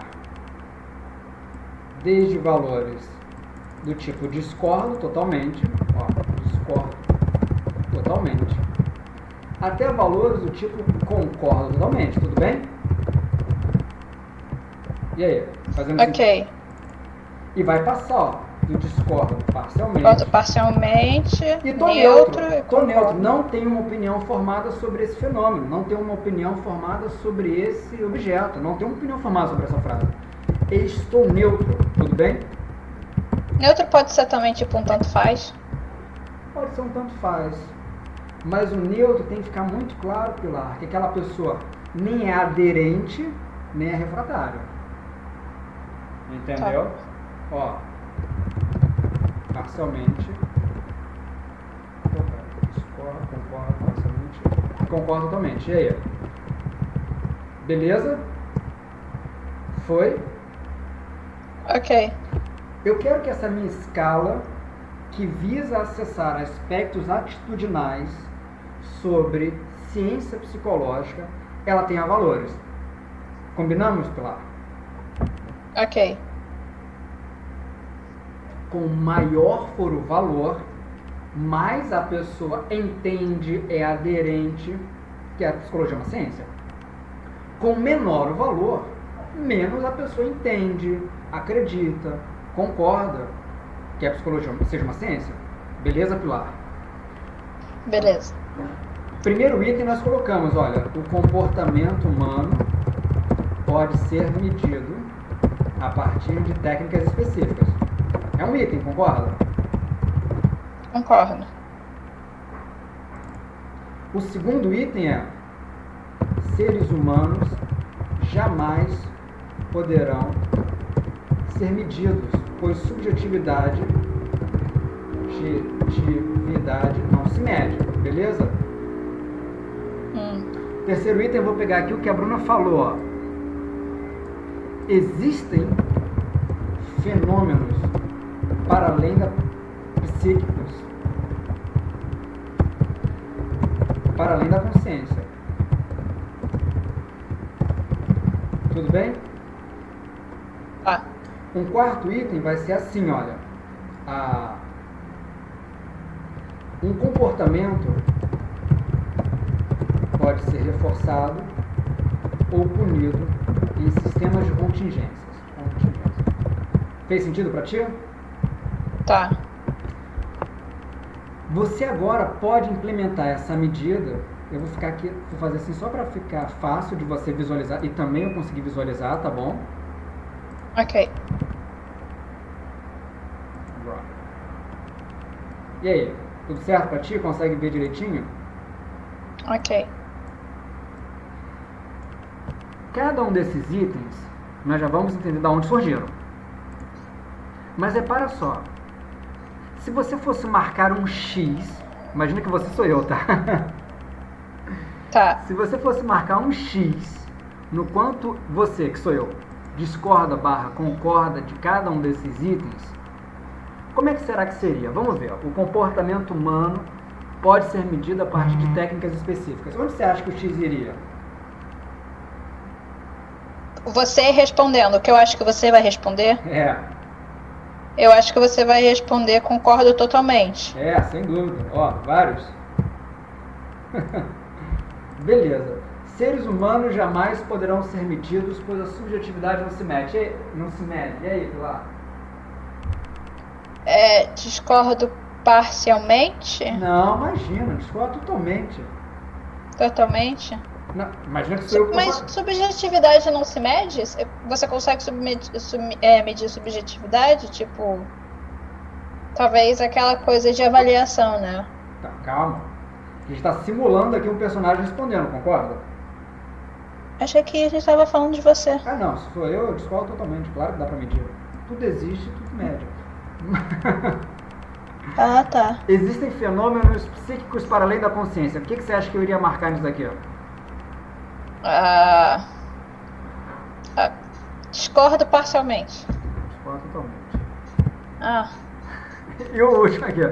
Um comportamento pode ser forçado ou punido em um sistema de contingências. Concordo. Totalmente. Totalmente. Opa. Beleza. Tem aqui algumas respostas que se referem à minha atitude, crenças, opiniões, valores, predisposições sobre ciência psicológica. Tá fazendo sentido para você? Uhum. E agora nós vamos colocar valores para esses X's. Pode ser? Os valores que você tinha estipulado inicialmente era discordo totalmente sendo 1, então pensa só, discordo parcialmente 2. Com maior o valor da escala, maior a atitude favorável frente à psicologia ser uma ciência, beleza? Certo. A regra 2 é o complemento. Com menor valor, menor a atitude favorável. E assim vai, beleza? Tá. Repara só. Como a gente poderia colocar os valores aqui, pessoal? O comportamento humano pode ser medido a partir de técnicas específicas. Se a pessoa discorda totalmente, a pessoa tem uma atitude que é favorável ou desfavorável a condições científicas em relação à medida psicológica? Menos favorável. Totalmente menos favorável. Então, ó. E se a pessoa concorda totalmente, mais ou menos favorável? Mais favorável. Ó, 1, 2, 3. 1. Opa, peraí. 2, 3, 4, 5. Com mais à direita a pessoa marcar, mais atitudes favoráveis ela tem em relação a esse fenômeno. Tudo de acordo? Ok. E aqui, nessa daqui, seres humanos jamais poderão ser medidos. Será que eu posso repetir essa mesma numeração? Será que vai fazer sentido se eu repetir essa mesma numeração? Vai. Será? Então, se a pessoa falar assim, concordo totalmente, isso se refere a uma atitude favorável frente à psicologia ser uma ciência métrica e assim sucessivamente? Não, vai ser uma atitude menos favorável. Então, o que vocês acham da gente fazer assim, ó?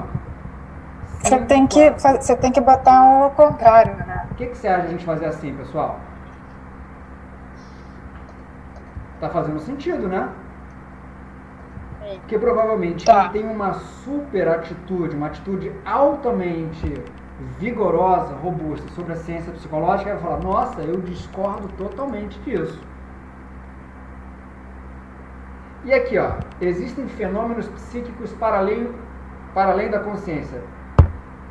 Será que esse item é o item que reflete uma atitude favorável ou será que esse item é o item que reflete uma atitude desfavorável?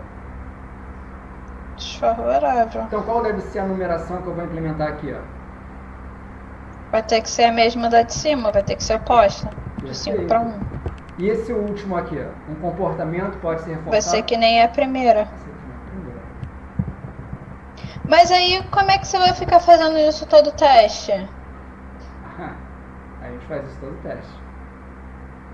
Você marca as perguntas que vão ser respondidas de uma forma ou de outra, contadas.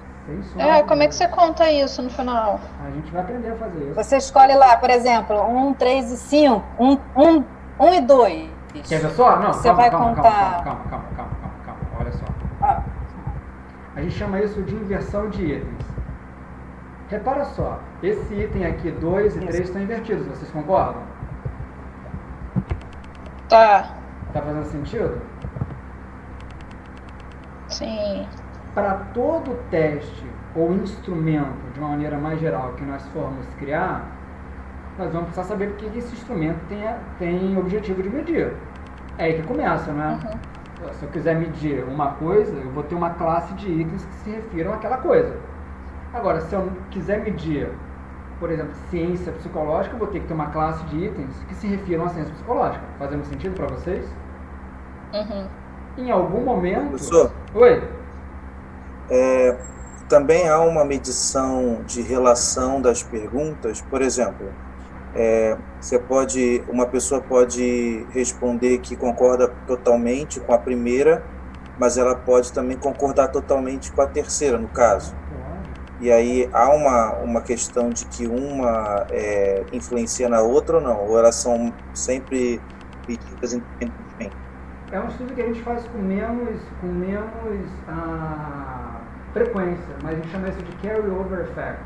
E a gente às vezes faz, que é quanto um item gera um processo de resposta no próximo item.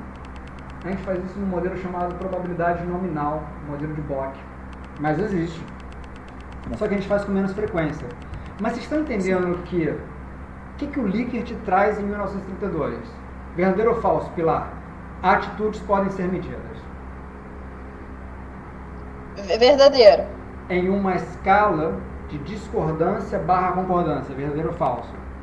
Verdadeiro.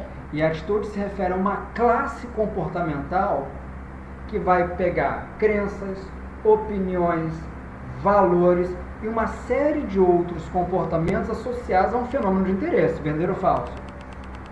Verdadeiro. Super verdadeiro. Agora, é fácil medir? Claro que não. Dificílimo. Mas ele traz uma inovação. Deixa eu fazer para vocês uma pequena curiosidade que eu ia fazer só mais futuramente, mas agora eu vou fazer para vocês. Eventualmente, quando a gente cria esses itens, essas escalas, quando a gente cria esses instrumentos, principalmente escalas de atitude, no que diz respeito ao aspecto mais pragmático dos itens, eles têm que ter 3 características. Então, no aspecto mais pragmático dos itens e das escalas como um todo, eles têm que ter 3 características. A primeira característica é que o item deve ser uma amostra do comportamento que eu tenho interesse em medir. Tudo bem? Conseguiram anotar isso daí?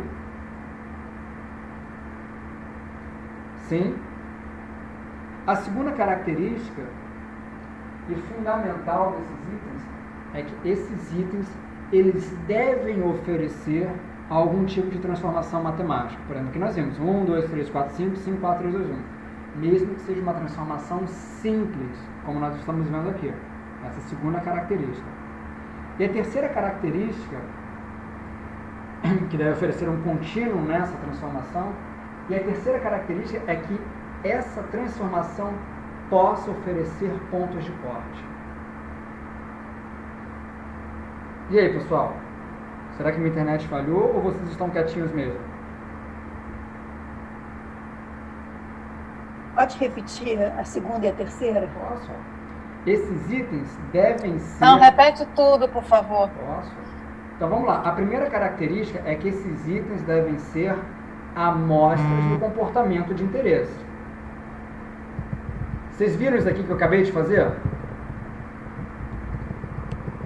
Eu tenho um amigo aqui que está aqui conosco, que é o Rodrigo, não é, Rodrigo? Cadê você, Rodrigo?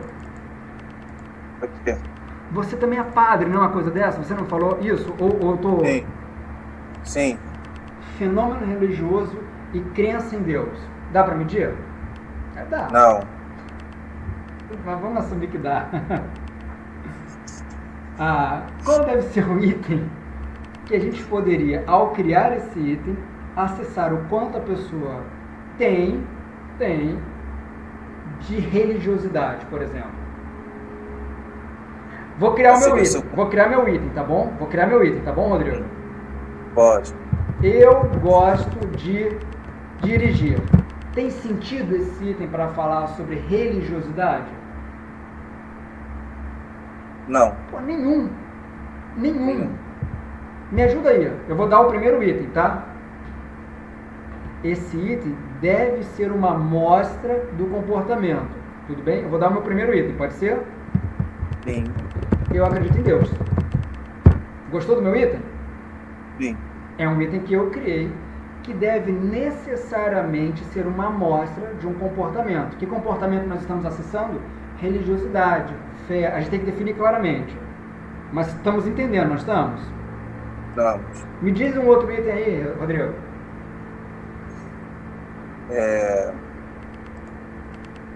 Se a pessoa... Eu rezo todo dia. Eu rezo todos os dias. Gostou do item, Rodrigo? Sim. Me ajuda aí. Eu frequento algum lugar religioso, uma igreja. Eu frequento algum lugar religioso, como igrejas, por exemplo. Igrejas tem outro, não tem? Que é... Que tal culto? Eu frequento culto. Pronto, igrejas e cultos. E aí, me diz um outro item aí, Rodrigo. Ou Pilar, ou Ana, ou Natalia. Eu possuo objetos religiosos. Depois que morre, não acontece coisa nenhuma. Sim. Esse item aqui, talvez também se refira a crença / não crença ou fenômeno religioso, vocês concordam? Mas exatamente ao contrário. Sim. Não é verdade? Então veja só, eu posso ter aqui uma coleção de itens, mas a primeira característica que esses itens têm que ter, isso começa em Likert, em 1932, esses itens devem ser amostras do comportamento que eu tenho interesse. Claro, claro. Esses itens aqui são amostras do comportamento que eu tenho interesse, pessoal? Sim. Não, o Rodrigo me ajudou a fazer. O Rodrigo é um cara que sabe dessa área. Ele me ajudou a fazer, ele falou inclusive o item para eu escrever. A segunda característica é que essas transformações matemáticas que os itens oferecem devem me oferecer um contínuo, ou seja, uma gradação. As pessoas podem ter valores altos ou valores baixos. Tudo bem? E a terceira característica que essas escalas atitudinais elas têm é que esses pontos podem oferecer cortes, ou seja, esse contínuo pode oferecer ponto de corte. Vamos colocar isso na prática. Rodrigo, eu vou simular uma pessoa absolutamente favorável e religiosa, se ela fosse submetida a essa escala, tudo bem? Ela vai marcar concordo totalmente, ela vai marcar eu rezo todos os dias, ela vai marcar eu frequento algum lugar religioso, ela vai marcar que discorda totalmente, que depois que morre não acontece coisa alguma. Tá fazendo sentido isso pra gente, Rodrigo? Faz. Se aqui fossem valores, concordo que poderia ser assim, 1, 2, 3, 4, 5. 1, 2, 3, 4, 5. 1, 2, 3, 4, 5. E 5, 4, 3, 2, 1. Concorda? Sim. Se essa pessoa marcou isso, qual seria a pontuação que essa pessoa teria? 20. 20. A pontuação máxima, não é? E qual seria justamente o fenômeno contrário? Se uma pessoa marcou em vez disso, pessoal, a pessoa marcou isso, ó. No máximo 4. Não, no mínimo 4. No mínimo 4, não é? Então 4 é o mínimo. Vocês concordam que esses itens são amostras, ou seja, partes do comportamento, sim ou não? Sim. E que Sim. esses itens me oferecem, a correção desses itens me oferecem um contínuo que vai de 4 a 20. Sim? Sim. Sim. E que finalmente eu posso ter pontos de corte. Vou conversar aqui com meu amigo Rodrigo. Rodrigo, qual você acha que seria o mínimo valor nessa escala que começa em 4 e vai até 20 que eu poderia considerar que uma pessoa ela é religiosa? Não pode ser 4, concorda, Rodrigo? Sim. Não pode ser 20. Sim. Qual o valor? Você pode falar, sei lá, se a pessoa... 12. 12, 13, 9, 14. Em algum momento eu vou ter que ter pontos de corte. Ó, Sim. 4. Não é religioso. Em algum momento começa religioso. 20. É muito religioso. Em um determinado ponto, qual ponto? Não sei. Começa 12. 12. Tem técnicas estatísticas para isso. Mas vocês estão entendendo, né? Sim. Pô, isso daí... Eu fiz a média. Oi? Mas a média você não Eu fiz a leva. média aritmética só entre 4 e 20, dá 12. Aí. Olha, pessoal. Tem Porque se forma. você botar neutro as 4 vezes, você é neutro. Você não tem nem uma atitude favorável nem desfavorável. Eu acho que seria 13, não sei. Não, se for aqui... Também vai depender da pergunta. Aí fica 3 vezes 4, que é 12. Então, mas aí é neutro. Você não tá falando nada. Não, mas aí você de alguma forma. Então, é tipo, o meio vai significar isso, vai significar neutro. Então, abaixo de 12 vai ser uma pessoa que não é tão religiosa assim. Uma pessoa acima de 12 vai ser uma pessoa mais religiosa, mas não tão religiosa como extremamente religiosa. Sim, acima de 12, mais 12 eu não sei. Mas eu tô percebendo que vocês já começaram a gostar do trabalho do Likert. Porque, sem sombra de dúvidas, ele oferece para nós, pesquisadores, um super avanço, que é medir atitudes. A atitude frente ao aborto, a atitude frente à educação, a atitude frente à religiosidade, a atitude frente ao desemprego. Vocês estão entendendo? Professor Laude. Isso é surreal, isso é muito legal. Muito legal. E começa aí, não começa isso, começa um pouquinho antes, 19 com Thurston. Mas com Likert a gente já tem toda uma estrutura bem mais consolidada. Bacana, não é? E aí, pessoal, até aí fomos? Uhum. Então, quais são as 3 características que uma escala de atitudes normalmente tem quando a gente vai olhar em sentido mais pragmático? E aí, pessoal? Eu ia pedir para repetir a segunda característica. Tá bom, então eu vou dar a resposta aí. Os itens são amostras do comportamento, de interesse.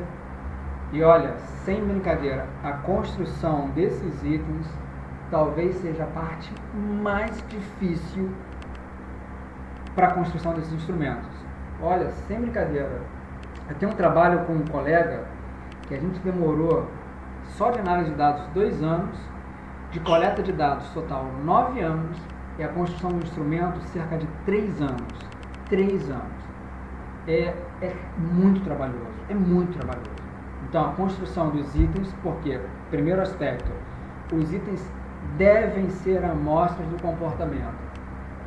A segunda característica é que os resultados devem me oferecer um contínuo. Contínuo, N-U-U-M, contínuo, tá? Por exemplo, nessa escala que a gente criou aqui de brincadeira, de 4 a 20, mas poderia ser de 0 a 100, de 1000 a 2000, e lembrando que esses itens que geram esse contínuo, a gente tem que entender que isso é ordinal. E finalmente, eu tenho que ter a capacidade de ter pontos de corte, é uma coisa pragmática. Eu preciso ter uma utilidade com esses resultados. É como se eu falasse, cara, você tem 78 pontos. Fala, pô, mas isso tá... E daí? E daí? Não tá falando nada. Não tá falando nada. Não sei se uma pessoa com 78 pontos, numa escala de religiosidade, se essa pessoa frequentaria a igreja ou se não, se essa pessoa concordaria com isso ou se não, não me falando nada. Eu preciso minimamente posicionar as pessoas a partir desses resultados. É meio que ranquear. Desde aquela pessoa. É que nem QI, não? Tipo, que nem tem pontos de corte. Pilar, inteligência. Que nem inteligência. Que a gente utiliza uma métrica, que é o QI, mas tem outras, para ranquear as pessoas, concorda? Certo. Essa é a ideia.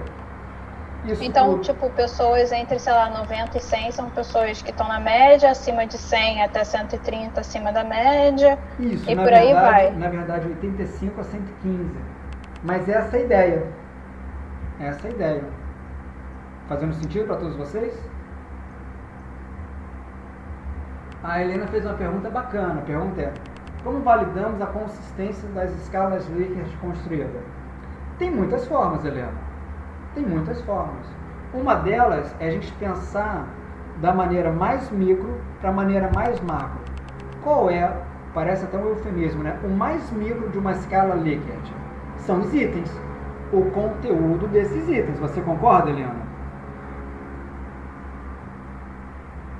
Pois é. Oi? E como é que será que a gente tem técnica estatística para verificar o conteúdo desses itens? Pô, uma boa pergunta, hein? Vou fazer essa pergunta na prova, hein? E aí? O que vocês acham? Será que não? Não tem isso, não tem estatística, não dá. Qual foi a pergunta mesmo? A pergunta é: todos nós concordamos que o aspecto talvez mais difícil, mais importante de uma escala, e o mais micro, né, pequenininho, é a construção dos itens, do conteúdo desses itens. Será que existe alguma técnica estatística que nos assessora a verificar se o conteúdo desses itens tem validade? Sim. Pô, sem dúvida, né? Deve ter. Ah, não, tem. Chama-se coeficiente de validade de conteúdo. Então, claro que tem. E a gente utiliza isso o tempo todo. Então, verdadeiro ou falso, pessoal? Fazer escalas de atitudes é molezinha. Verdadeiro ou falso? Falso. Pô, super falso. Fazer qualquer coisa é fácil. Mas aí para qualquer área, né? Agora, fazer algo bem feito, nossa, isso envolve um tempão. Anos. De vai e vem, e o negócio dá tudo errado e volta. Isso é algo absolutamente trabalhoso. Tudo certo para vocês por enquanto? Ok. E nós temos Você aqui... falou que é... Oi. Desculpa. É o quociente de validade... Coeficiente. Ah, coeficiente, desculpa. É esse o nome aqui. De validade... CVC. De qualidade de conteúdo. Coeficiente tá. de validade de conteúdo. Validade. Obrigada. Tá? Tem um montão de coisa na literatura sobre Silveira, Alexandre, e vai, um montão de coisa, tá bom? E existem outras técnicas também estatísticas que nos assessoram justamente nessa etapa. Mas vocês concordam comigo que se esse negócio é tão importante, e de fato deve haver um manual que sistematize essa série de achados e essa relevância como um todo empacotada no livro? Sim. Seria muito pouco provável que uma coisa tão importante quanto medida não tivesse um manual, ou pelo menos um guia metodológico. Por exemplo, psicopatologia tem um manual de classificação, vocês concordam? Que é o mais utilizado no mundo inteiro. Qual que é? SM. DSM. Será que para medida psicológica também tem um manual? Tem. Pô, tem que ter. Tem manual pra tudo. Tem manual para tudo.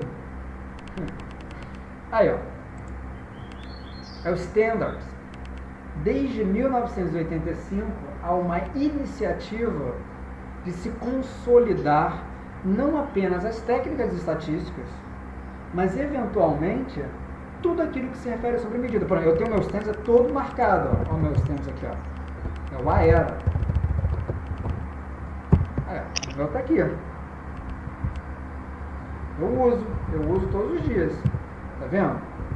É o meu manual. E aqui a gente tem absolutamente com tudo, porque nenhum manual dá conta do universo, mas nós temos aqui no Standards isso tudo que a gente está falando na nossa aula. O que é uma escala, o que é um item, o que é validade, o que é fidedignidade. Desde 1985, os pesquisadores se reúnem e criam manuais. Esses manuais são absolutamente fundamentais e indispensáveis quando a gente trabalha com medida psicológica. Não medida psicológica, porque veja só, a medida psicológica ela é utilizada em outros setores. Ela é utilizada em setores pedagógicos, ela é utilizada no trânsito, ela é utilizada na justiça como um todo.